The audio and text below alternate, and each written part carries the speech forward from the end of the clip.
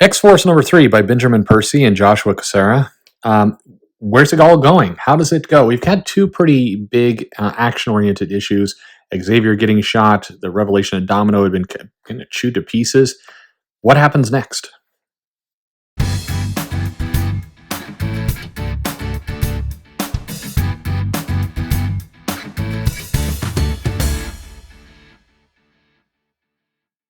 Hey, this is Perch, looking at Dawn of X, X-Force number 3.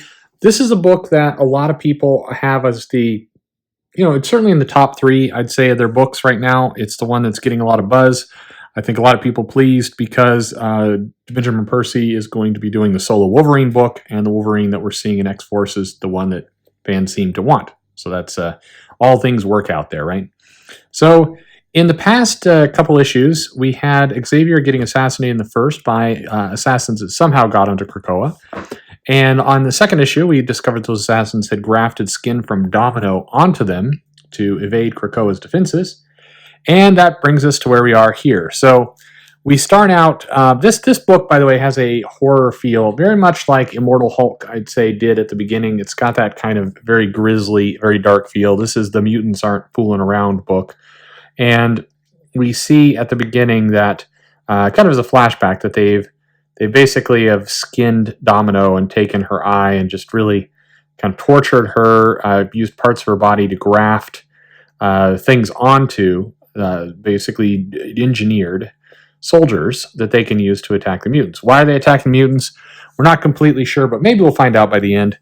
So the data sheets here are a little bit more, I'd say, narrative than informational or lyrical, like in the case of Fallen Angels. These are kind of a little bit more explaining parts of the story. So we talk about how, there's a couple here about the sword that Cerebro was made into and some of the experiences that went on in the book. But basically, this issue is kind of a come down, I'd say, from the last one, in the sense that, not in a bad way, but in the big action happened in the first two issues. This one, we get the rescue of Domino.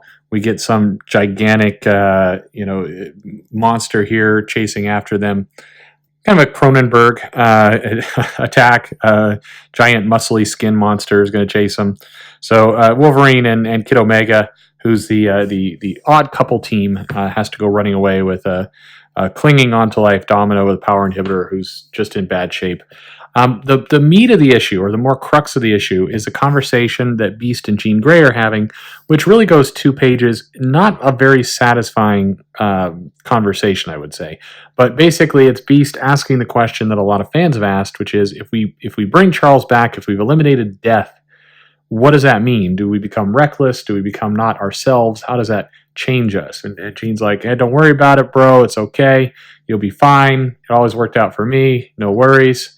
Fair dinkum. So, and then it's like, okay, and that's kind of the end of it. That's a conversation that really needs to play out in other books and be more of a big deal, I think, because it's still something that's on fans' minds. But we don't get much of it here. We do get the resurrection or rebirth, if you will, of Xavier. He's back. He's coming out of the little egg, and kind of a different resurrection than we've seen from the others, but much more casual, I would say, than in past. But Wolverine and Kid Omega, they get away, they destroy the little Cronenberg thing. This little subplot here is that the one kind of surviving assassin that Sage and the healer were hoping to interrogate somebody comes in and does the old hand over the mouth trick to kill him off and basically destroy the evidence. And then we learn from the data sheet that maybe he blew up and that killed the healer off panel as well. And so then they're going to have to go resurrect him. But the other dynamic we're getting here a little bit is more on Black Tom. Black Tom, who feels very protective of the island, that he's supposed to defend it. That's his job, being very, very kind of angry and frustrated that both he failed and that he wants to go kind of get some revenge or make things right. But the media, who is, fake newsing it all over the place that Xavier has died, is basically confronted by Xavier. He returns at the nick of time with Magneto and basically says, hey, y'all, fake news. This is not dead. You're wrong. Next. And moving along.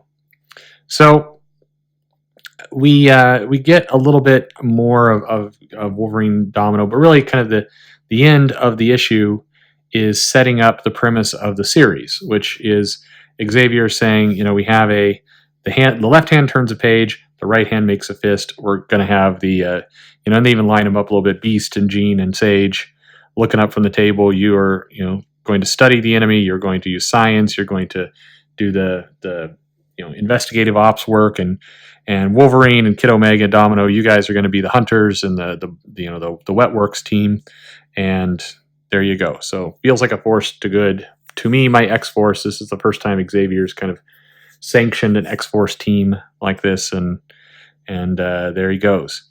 And then we fade from Xavier into this mysterious villain who we don't learn who they are. We learn that they're Xeno. Xe is Xeno. That's great. We are one and we're many. Cool. But basically the idea is that it's kind of a shadow agency conglomerate where Weapon X, the people who used to work there and these other places are all kind of coming together with these crazy organic looking masks, and they've got like some weird colors around them and so on. So who are these people? We don't know, but we got our little Court of Owls action, basically little X-Force Court of Owls we have, and that's our issue. So kind of this is a short issue.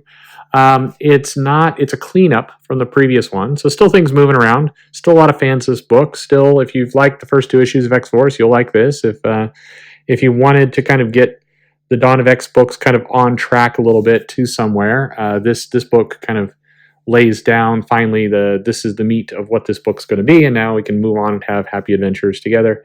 So, is it for you? If you like the last 2, then yeah, sure, it's for you. If you're frustrated with Dawn of X, meaning you're now feeling it hit your wallet and you're growing tired of all that, then yeah, X-Force is still one of the better of the books, I would say. It's where it feels like some of the bigger things are going to happen. I mean, we already had the assassination here, and that rippled through the other books. But it's one of the better ones for sure. I'd say in the series, it's going to be one of the critical ones. You definitely have to be more into kind of the rough, gritty, almost horror kind of view. If you want something a little bit more happy and nostalgic, then New Mutants is a direction you want to go after.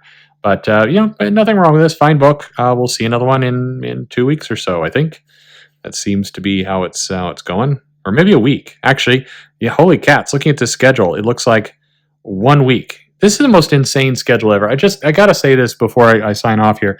The X-Men, particularly where Fallen Angels is concerned, and there's a hiatus coming up, what in the holy hell are they doing with this comic? Because X-Force number 3, out December 11th. That's today. X-Force number 4, December 18th. That's next week. What else is out over the next 2 weeks? I mean, everything. Excalibur, New Mutants. We get Fallen Angels this week. We get Fallen Angels next week. We got New Mutants this week. We get New Mutants next week.